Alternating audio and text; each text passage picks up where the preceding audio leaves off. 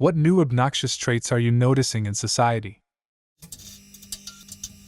People in restaurants or somewhere public with their phone or tablet's volume set way too high. Generally, I see it with parents giving their toddlers a tablet with the sound cranked. Too many times I can hear it from a few tables down. Either turn the volume to a low level, or give them some damn headphones. Bluetooth speaker at the gym. Are you fucking kidding me? I've worked in gyms for 7 years, been going to the gym for roughly a decade. About a month ago I saw a new incredible low. It was late. I like going late because it isn't as crowded, so there were like 6 people there. Anyway, this dude is playing music out loud. The gym music was almost just as loud. Anyway, I looked to see where it is coming from. His phone was on speakerphone mode. He was in a phone call. Dude called someone and asked them to play a song. He was playing music from a phone call that his friend was playing. It sounded so crappy, but I was able to make out the song. La Bouche, Be My Lover. Not 10 minutes later he had his headphones in. He was doing sit-ups and shit when the music was playing, and his headphones were Bluetooth. I was so confused. Was at a wedding in Austin a couple years back. There were more than 500 people there. Everyone had found their seats, and the father of the bride was starting his speech, so everything fell quiet. It took a few seconds before I noticed the table behind us with a kid, 4 to 6 years old, blasting something on YouTube on his iPad. The mother and everyone else at the table not batting an eye. Before Fob finished his next sentence, I calmly and hunched over, I'm kinda tall, walked to the table and knelt down, greeted the little boy and then his mom. Because clearly the child was the boss here. I was not rude and kindly asked the boy if we could mute it just while the man speaks. He nodded his head and turned it down himself.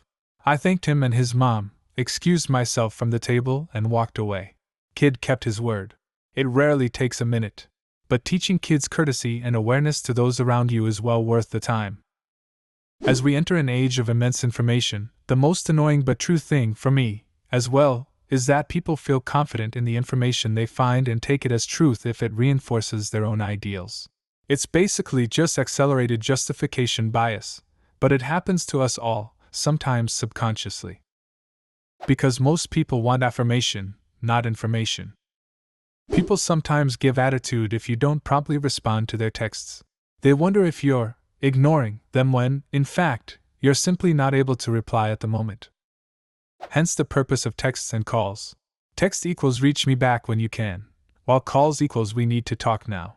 I don't think people see those purposes as the same anymore. I can't remember the last time I actually spoke with someone on the phone outside of work besides my parents. Start calling your friends. I started again recently and I love it. People expecting you to contact them, and then seeing a per me nobody ever calls texts invites me social media update when they never contact you. My mom used to do this and she really didn't like when I pointed out that the phones work both ways. I used to feel almost overwhelming guilt after my parents got divorced, and I went almost a year without talking to my dad's family. Every time I saw my dad, he would tell me how sad his mom was that I never called her. But then I would get extreme anxiety every time I picked up the phone to call her, so it was this vicious cycle of guilt-anxiety. One day my mom found me crying next to the phone, and she pointed out that if my paternal grandmother wanted to talk to me so badly, she could pick up the damn phone herself, and it helped a lot with a huge amount of my social anxiety. I think what a lot of people in this thread are missing is that it's reasonable to assume you have much busier lives than your grandparents.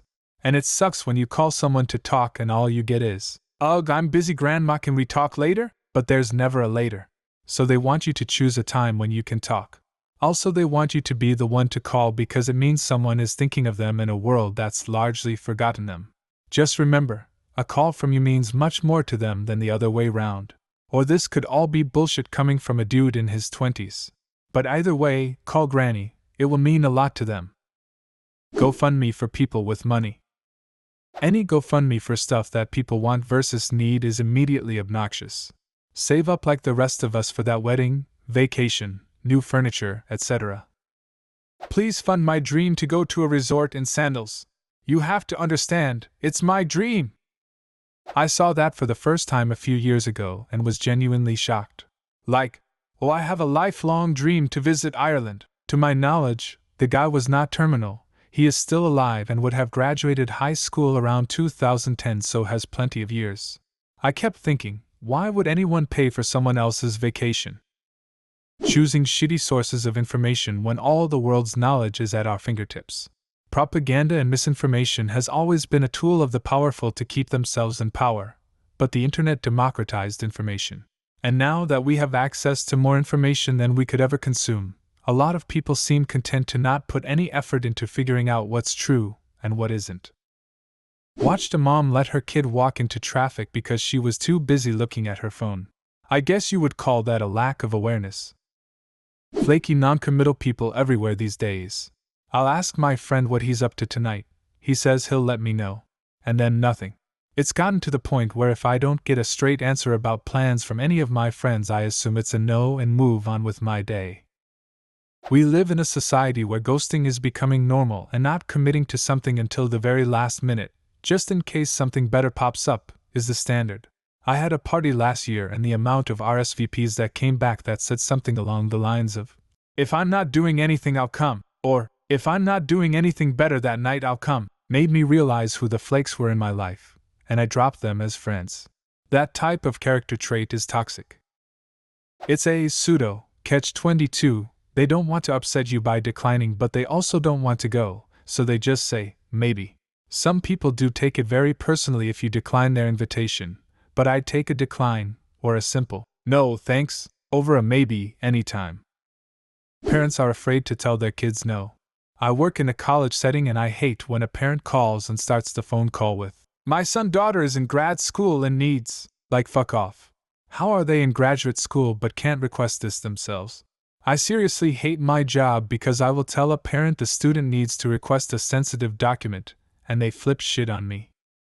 My boss takes online classes for her daughter, fills out her daughter FAFSA forms, registers her for class, and uses her school account to communicate with the professors while pretending to be her daughter.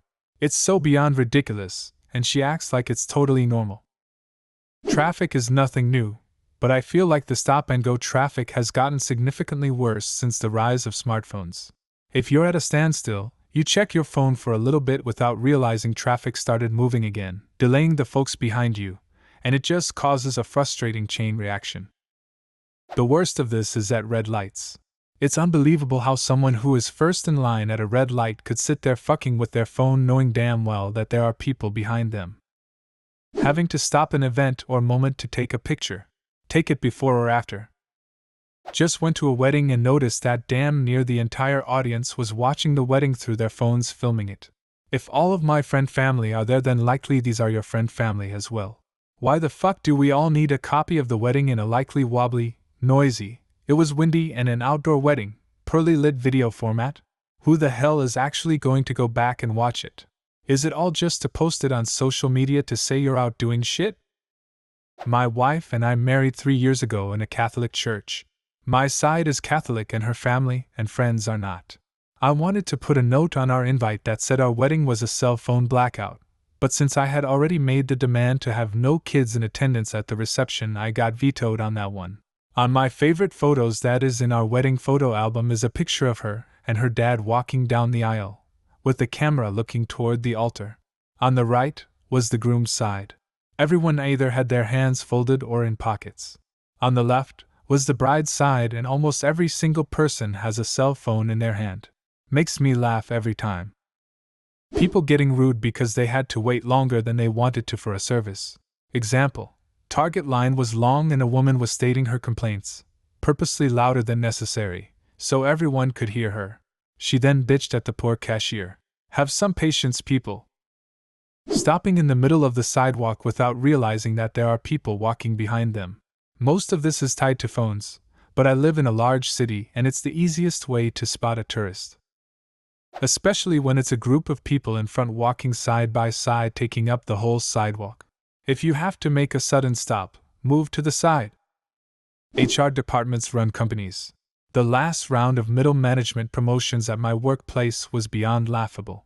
Work performance and competency have been replaced by those who show and smile while failing. It pains me to see people who actually work hard and do a good job get passed by regularly. Fubbing, snubbing someone in favor of your mobile phone. We've all done it, When a conversation gets boring, the urge to check out an interesting person's Twitter, Facebook, whatever feed can be overwhelming. An increasing obsession with policing each other's diets, bodies. Fuck off and mind your own business. Instead of getting up in other people's stuff, might want to take a good, long look at why you feel the need to do it. I really dislike how black and white everything is nowadays. If there's an issue in society, you are either on the right side or you're a fucking Nazi, libtard, etc. Being offended on behalf of others.